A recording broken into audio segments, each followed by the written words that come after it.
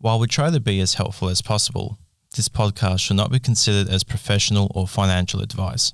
It contains general information only, and you should seek out professional advice for your own personal circumstances before making any financial decisions. Welcome back. I'm Julia. And I'm Nick. And this is the Enthusiast Lab.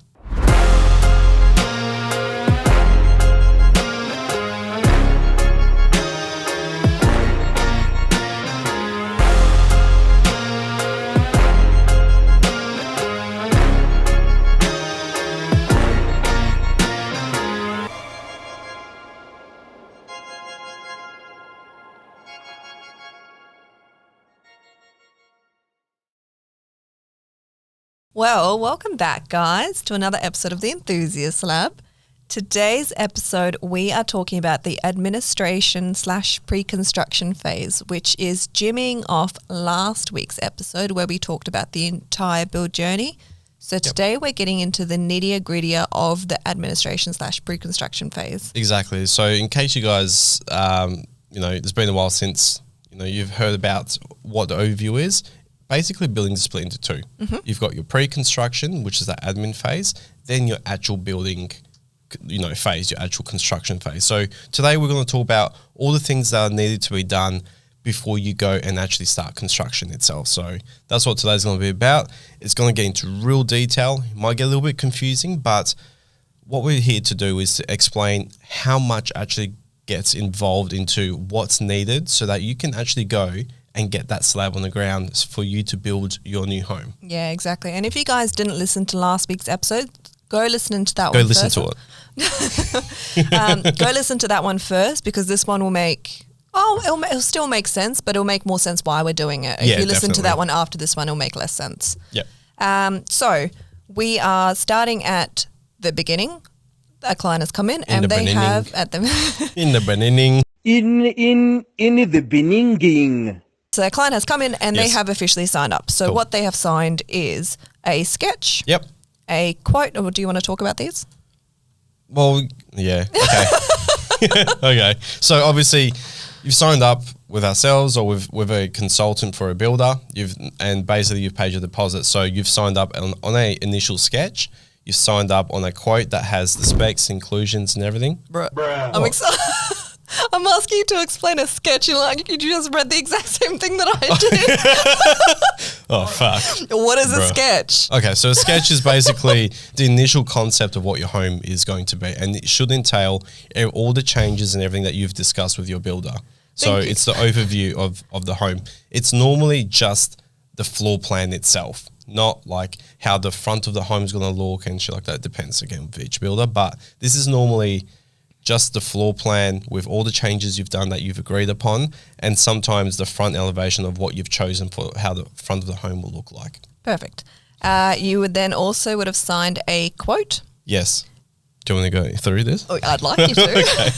In the quote, it normally has your details, your address, the agreement about what builder you've signed up with, and the quotation. So the quote will be explaining the floor plan you've chosen, the cost of what that floor plan is, any changes that you've done should be itemized in here, as well as what inclusions have been offered, what specification for the home. So what are the core, minimum standard that the home comes with? Has it got fixed guarantees?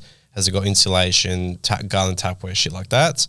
And also your site works as well. So if it was fixed site works that you had signed up on, was it provisional, whatever it is, all of this has to be in that quote. Perfect.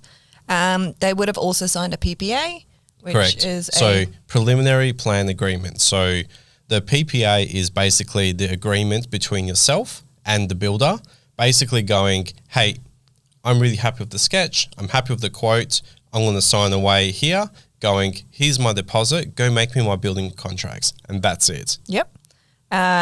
Then they would have paid the deposit to the builder. Correct. And in between, now they would have then gone and paid the deposit and signed the offer and acceptance, which is the O&A for the land. Correct. And this is where we are starting this episode, really. This is where we're starting. So once you've done the build side, pay the deposit, and the land side, you pay your deposit, what actually happens now with the builder? What have you paid your deposit for? Exactly. So just to summarize that, because that was like a very whirlwind of trying to get through literally one dot point, you would have signed a sketch, a quote, a PPA, and you would have paid your deposits for your land and for your builder and signed your offer and acceptance for the land. So this is where we are now starting our episode officially. From this spot, you should not be changing jobs. Fuck no. And you should not be applying for any more loans. Please don't. Please don't. Because the reason why I say this is because we've already done the finances, we've worked out a budget, we've established everything that we need based on what your circumstances are now and the time frame we need for you to achieve the finance once we get the contracts. So when you start changing your position where you take out a credit card or a new car loan or whatever, or you've changed jobs without prior consulting with the finance broker and the consultant, it could potentially jeopardize your position. Correct. So we're going to be talking about the builder's point of view of what the builder does in the background. Yes. And like we mentioned last episode, the broker also runs parallel to the builder. Yes. And the broker does his or her own things that they need to do to get you to formal approval so that you can build this home. 100%. But right now we're talking about the builder side and what happens in the back end that you guys don't see. Exactly. It's the whole, we do so much, but what the fuck is it? This is it. This is it. So the first thing that they do is they do the design and administration checks. So that is checking that it all complies with the zoning, the planning policies, the design guidelines of your block and your estate, and checking over to see that you have signed the PPA and you have agreed for them to create like the design. Yeah. Words.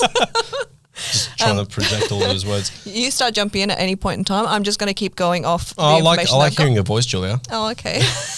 You can do this today. Nick's taking a break today, apparently.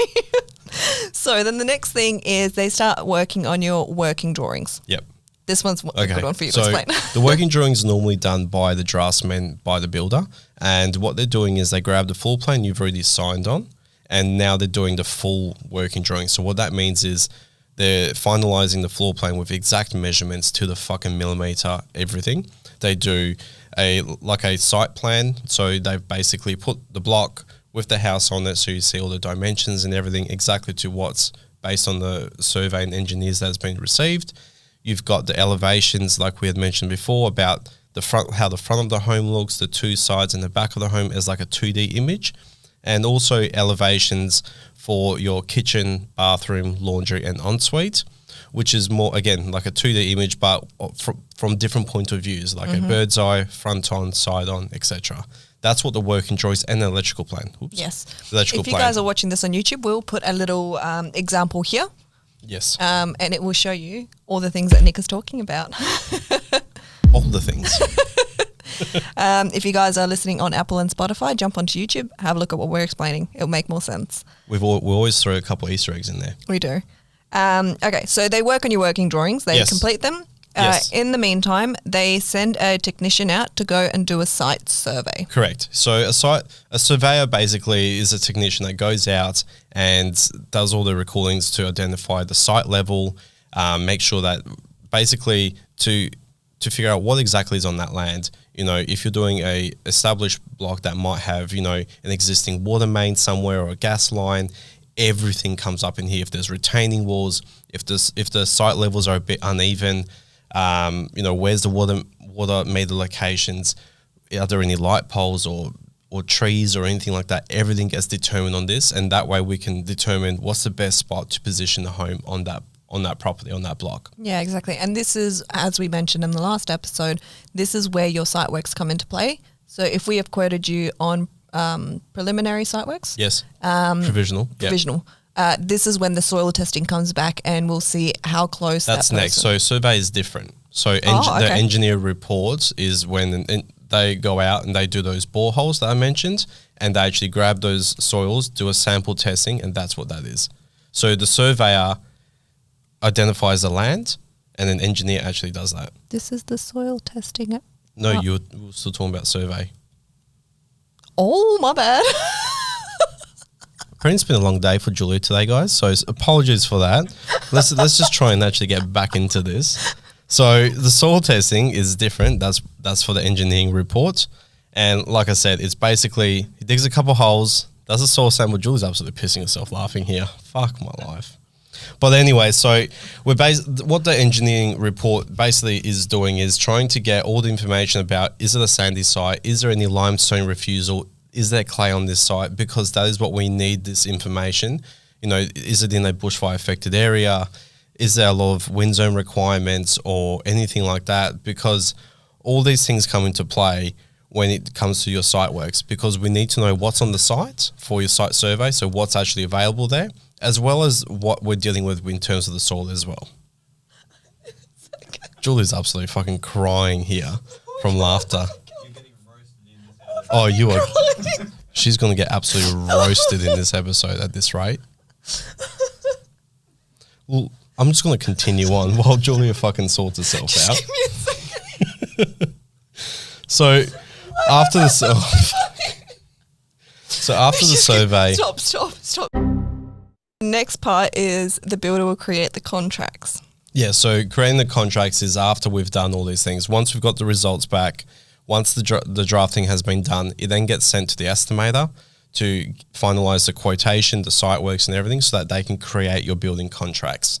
Once the contracts have been created, that is basically the legalities. If it's a fixed price contract, if it's not, or your quotation has been finalized, your floor plan and all your working drawings are complete, that all gets done and gets sent off to you, to the client, for you to review. Once you're happy with it, you sign off on it, and then you move forward. Yeah, perfect. So after the contracts are created, there are now no structural changes. Yes. So look, everything That's can what we be wrote done. down. So let's explain that one a little bit more. Okay, so structural changes, what it means is doing changes to the floor plan where you're talking about movement, like changing slab, brickwork, windows, roof heights or roof space. Those are the structure, the core of the home.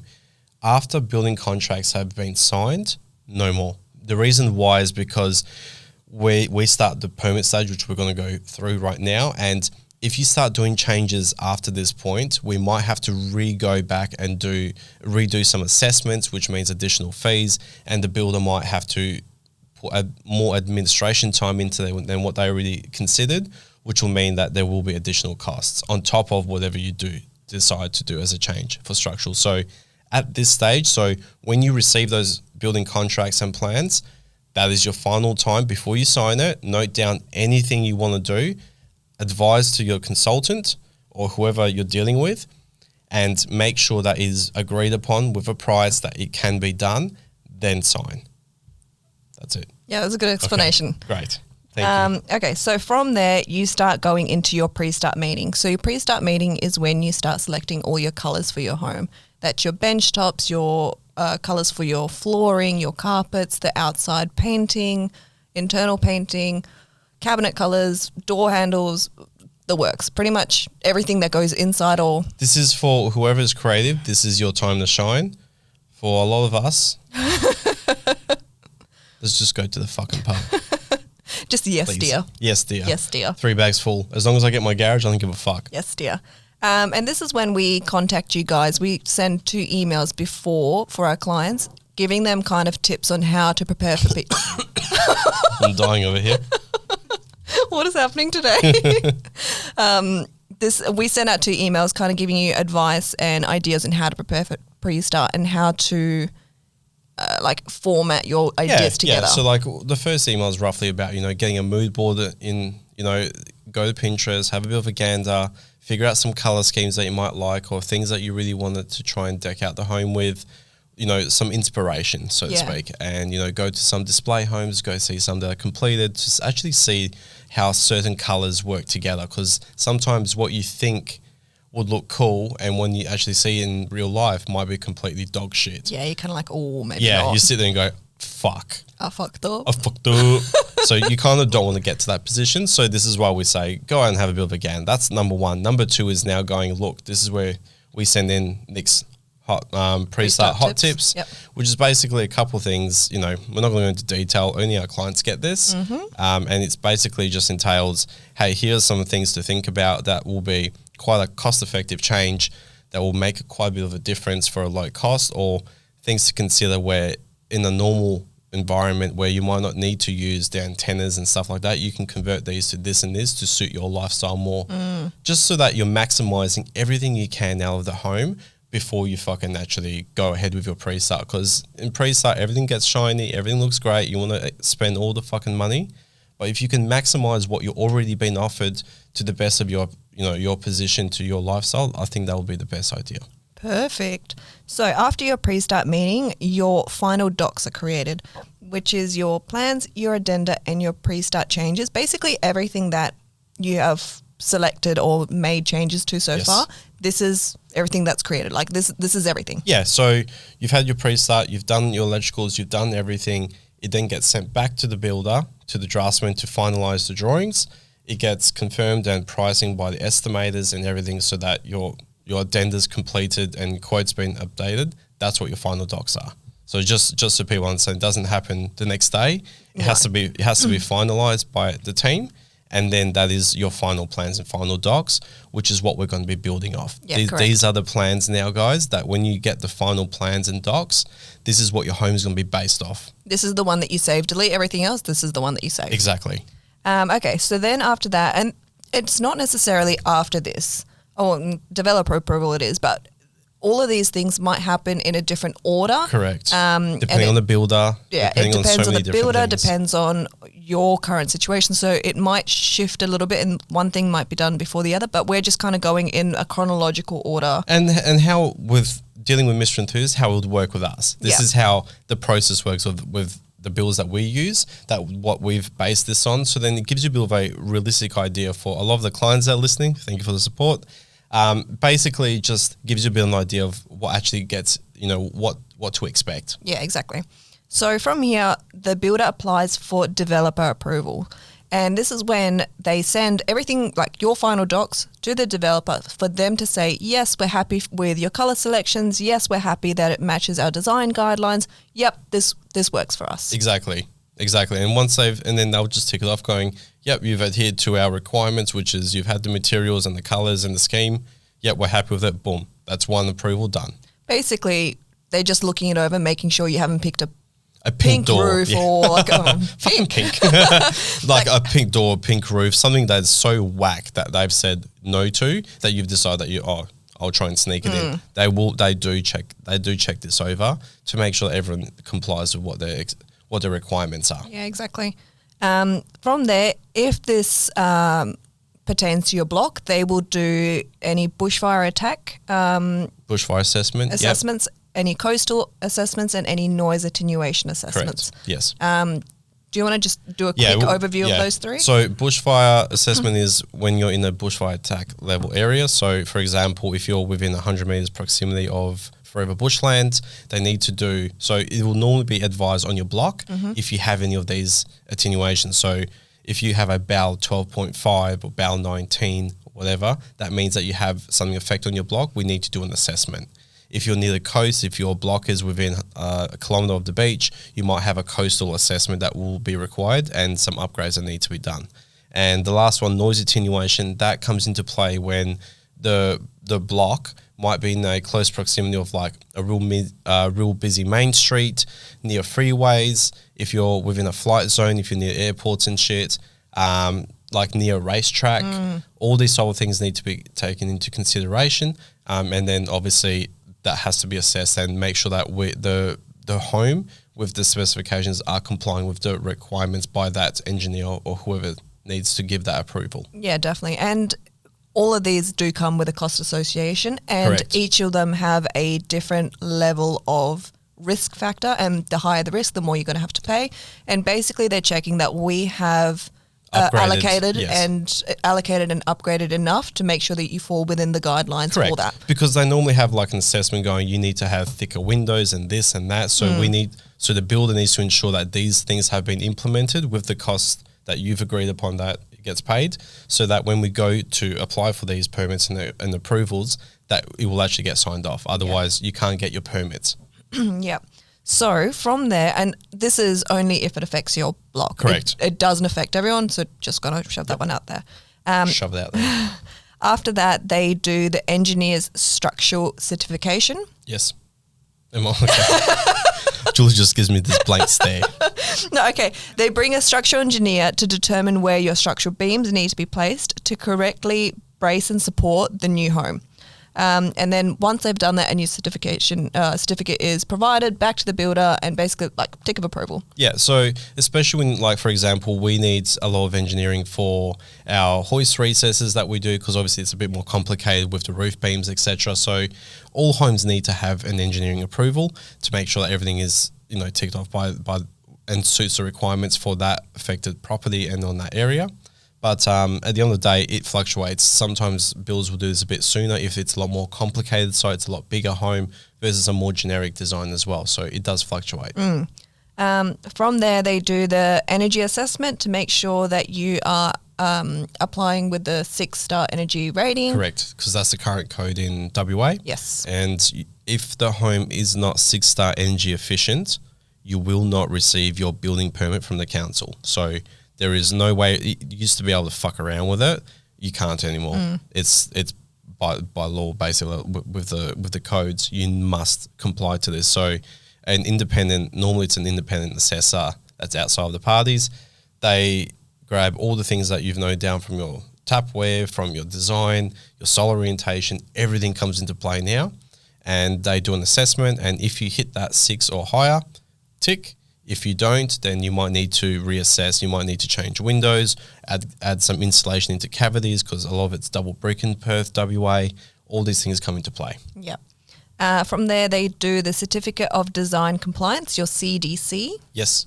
So that's basically a registered building surveyor. They're reviewing all of your building documentation. So they'll review the plans that we've done, the addenda, the specifications, reports like energy, the engineers, everyone, to make sure that all the documentation that they have is compliant for the builder to be able to build your home. Perfect. After that, they apply for the water permit to the Water Corporation. Yes. To make sure your home isn't going to interfere with existing waterways, pipes, etc., etc. Once they have the tick of approval, we move on to the next one, which is your indemnity insurance. Yes. So indemnity insurance is basically what you as a client, it covers your ass during the build. So the indemnity insurance is taken out by the builder, and this can come into play very interestingly with smaller builders versus bigger builders, because builders are given based on how much they can afford to be able to cover back with assets, etc., how much they can afford with indemnity insurance. If you do not have that insurance, you cannot get a building permit. You cannot build. So it's a very big thing. It's basically there to protect yourself as well as the builder during the course of the build. So if shit gets stolen on site, it's all covered by the insurance. The client is not liable for anything during the build.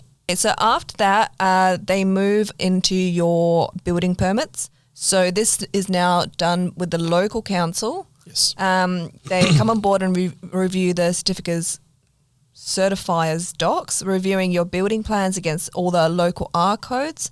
For example, how big is your home and the site coverage and stuff like that. Does it suit the boundaries, the zoning, everything? So everything that all the other things that we have done before, this is the final step. You grab all of this, it goes to them, they assess it all. If they're happy, boom, tick, and your build permit gets issued. And from there, they do your roof drawings. So this is going off Levita. Levita likes to do this quite early on. Yes. Not all builders do this, from my understanding. Okay. But the draftee provides technical drawings of the roof, making sure that they know all the exact materials and the quants to order for the roof, because at the moment there's quite a bit of a delay with it. So they're trying to do as much as they can beforehand to try and speed up the process along the way. But it needs to be done at some point. With Levita, they do it pretty quickly. Okay, so after that, you move on to scheduling. Yep. So the scheduling team works out all the quants that you need to build your home. So this is every brick, every cubic meter of sand, every bit Nuts of and cement, bolts, every everything, nut, everything. Everything that needs to be taken care of. So basically they go and make sure that they have everything to build your home. Yep. And then after that, they go to the final administration check. Cool. And that is checking all the addenda changes have been implemented, everything is sound on the administration side. They do the final drafting check, and that's to make sure that your plan is good to go. Yes. It's ready. Now we've got everything at the same time while all these permits are being done. And as soon as you had signed your building contracts, the broker is going towards aiming to go for finance application. So as soon as we've received finance approval, that is notified to the builder. So they have that tick. And normally as soon as you've been approved by the bank, within about 2 to 3 weeks, once titles are ready and available, you normally go towards settlement. So that means when you officially own a piece of dirt. So we need to make sure that the client, from the client side, so for you guys, you need to have finance approved and settlement ticked off and you officially own the land, as well as all these permits to be done. And now we can move, you are ready for construction. Yes. So the last step will be for the supplier orders to be sent out. And this is when the builder sends out all the quant orders to the panel of suppliers that they use to make sure that they've put it aside for your build, and they can call it in a couple of weeks before they need it to make sure that it's there on site on time. Correct. All right, so let's do a recap. Nick, do you want to do the recap or for me? Yeah, go on. I'll do it today. Okay.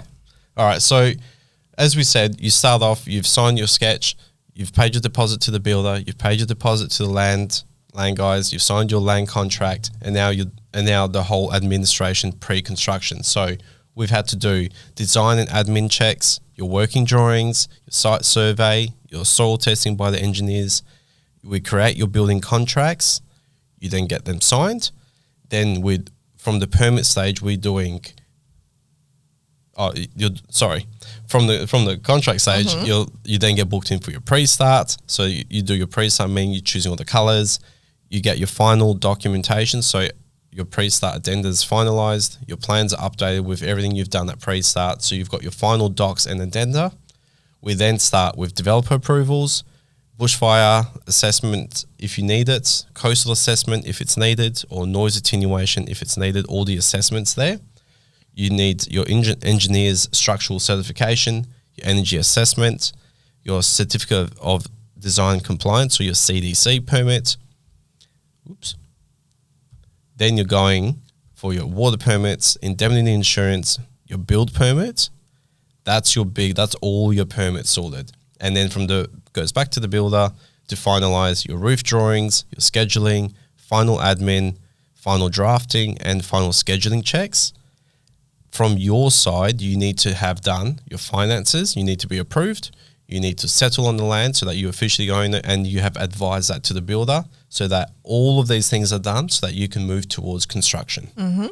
And during this stage, we at Mr. Enthusiast, we touch base with you 5 times? Yeah. 6 times? 5 times.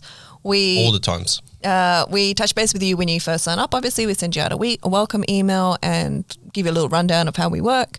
We send out 2 separate emails for pre-start, giving you pre-start tips on how to prepare for that, because that is quite a hefty meeting. It's a lot to absorb in one meeting, and a lot of people get overwhelmed. So we try and prepare you as much as possible. We touch base with you when finance is approved and when settlement is approved. After the administration stage, when you move into construction, we touch base with you a lot more often. Absolutely. But what I want to say is we don't touch base with you very often during the administration phase, because you've got so many other people touching base with you. So if you don't hear from us, that's a good thing. That's a good thing. Like no news is good news. Exactly, because we have so many things in place that if everything goes well, you shouldn't be hearing from us. When you do hear from me, that's when something might be a little bit of a hiccup and we need to sort something out, and then we move through with the process. But at any stage, if you've got questions or any concerns, like I said, there's a lot that goes behind the scenes. Just reach out to us and we'll let you know where you're at, what's coming up, what's anticipated. So then you've got that information. But hopefully this podcast can give you guys a bit of an idea as to when it goes quiet, what the fuck's happening, and all of this shit. So everyone are typing away and working away in the background. Exactly. There's quite a lot that comes into it. And we are here always to answer all of your questions. Absolutely. Via phone, via email, whatever you need. Flick me a text or a call, whatever. We are here to answer all your questions. Well, by we, I mean Nick, but I'm also here, but I won't be able to answer as well. Yeah, that's it. That's realistically, I'll be walking to Nick, asking Nick, and walking back. But yeah, so if you learnt anything today, that's fantastic. If this has gone over your head, that's also okay, because most of this you don't need to worry about. This is all like Yeah, back-end stuff. this is basically all the back end stuff. And look, it might not be that useful for a lot of you guys, but maybe for that one or two people that really want to know the in depth of how it goes, this is what happens. But like I said, just keep in mind, this isn't the same process that all the builders do. Some builders will make you wait to even do your pre-start until you've been formally approved. So that can delay your process. But this is what we do. This is how we try and speed up the process to get you to site and to finish your build as quickly and as efficiently as possible without, jeopardizing your position or the builder's position with costing money.